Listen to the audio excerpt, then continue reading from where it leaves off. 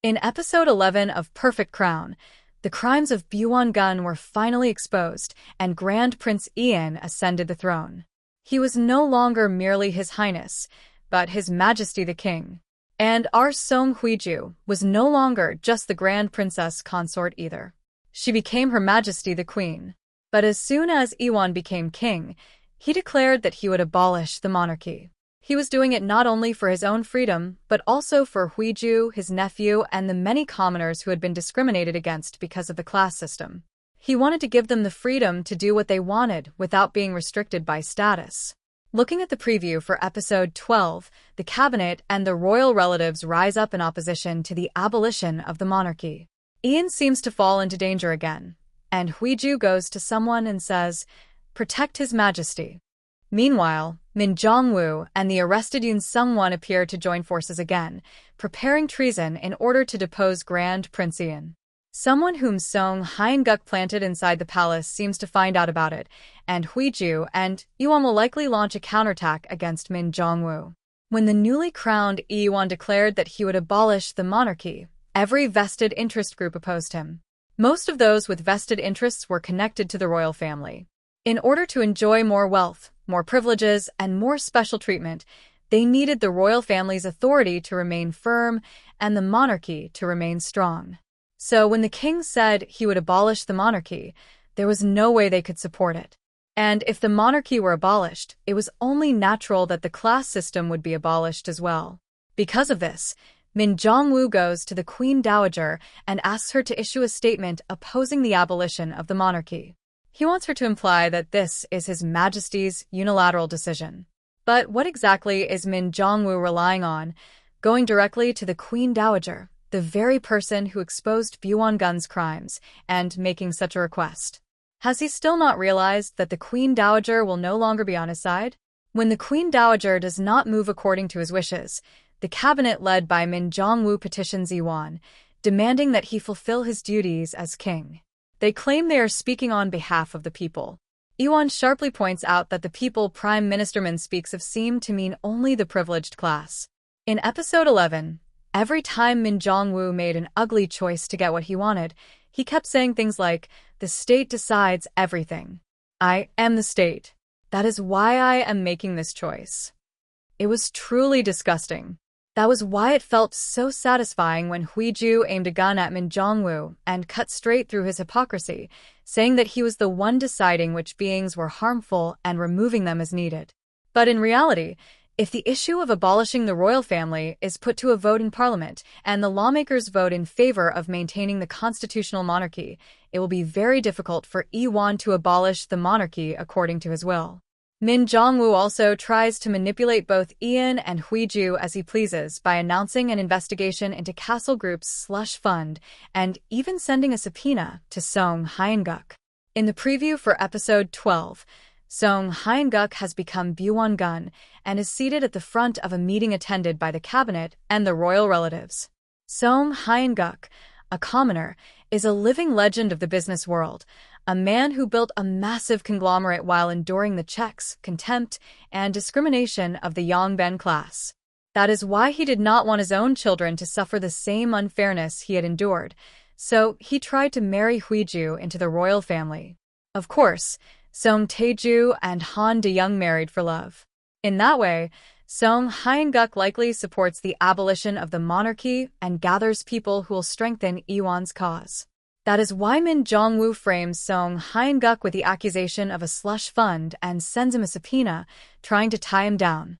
Min Jong-woo also seems to believe that by doing so, he can place the king and queen beneath his feet and control them however he wants.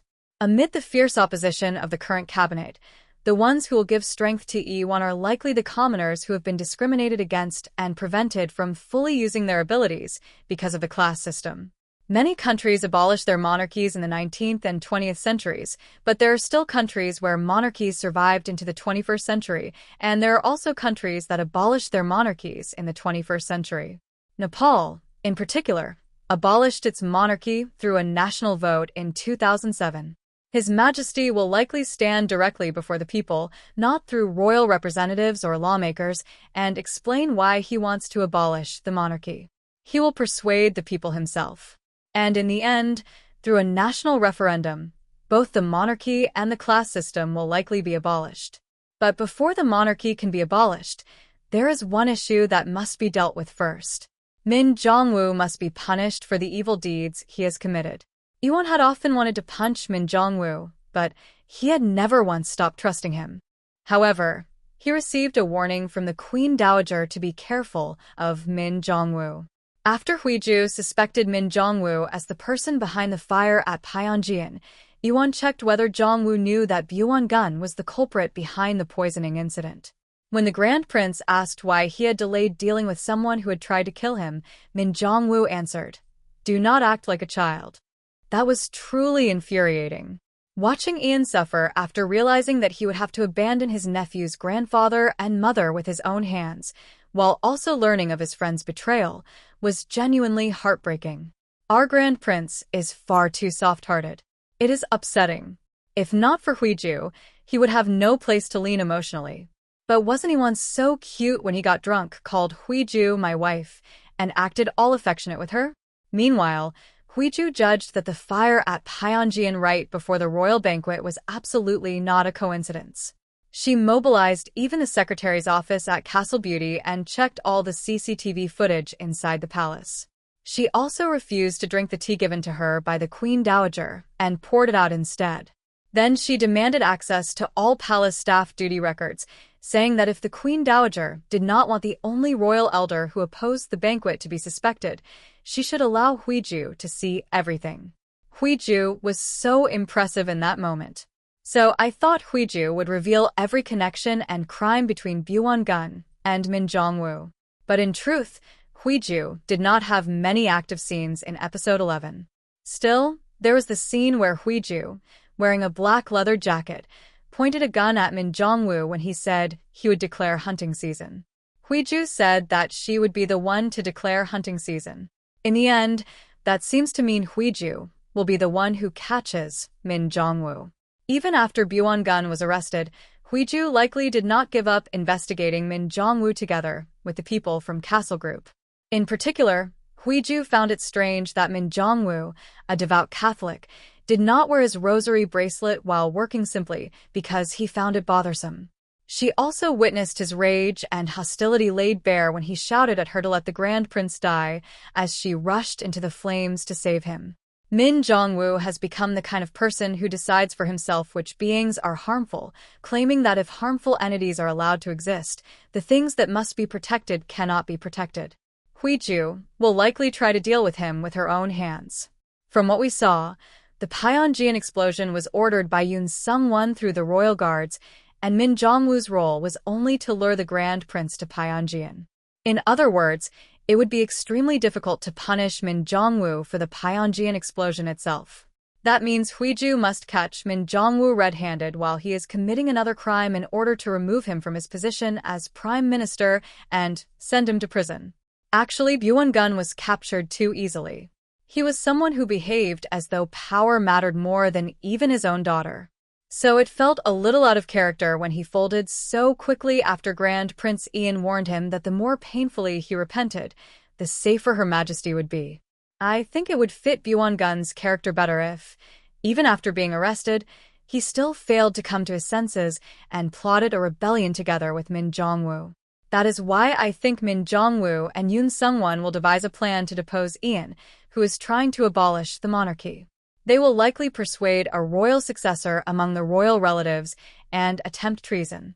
However, the person Song Hyun-guk planted inside the palace will realize that Min Jong-woo and Yoon Sung-won are planning treason and inform Hui-ju.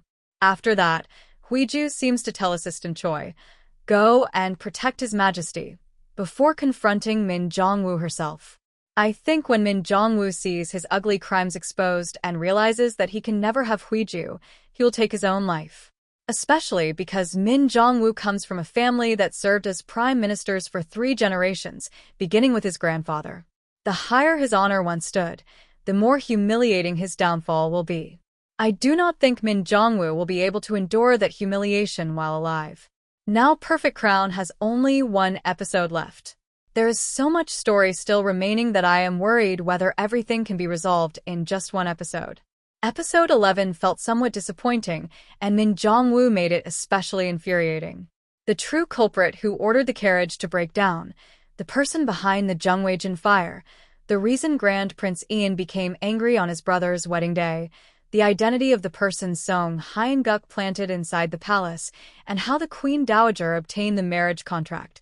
All of these unresolved threads still remain. Can all of this really be solved in episode 12?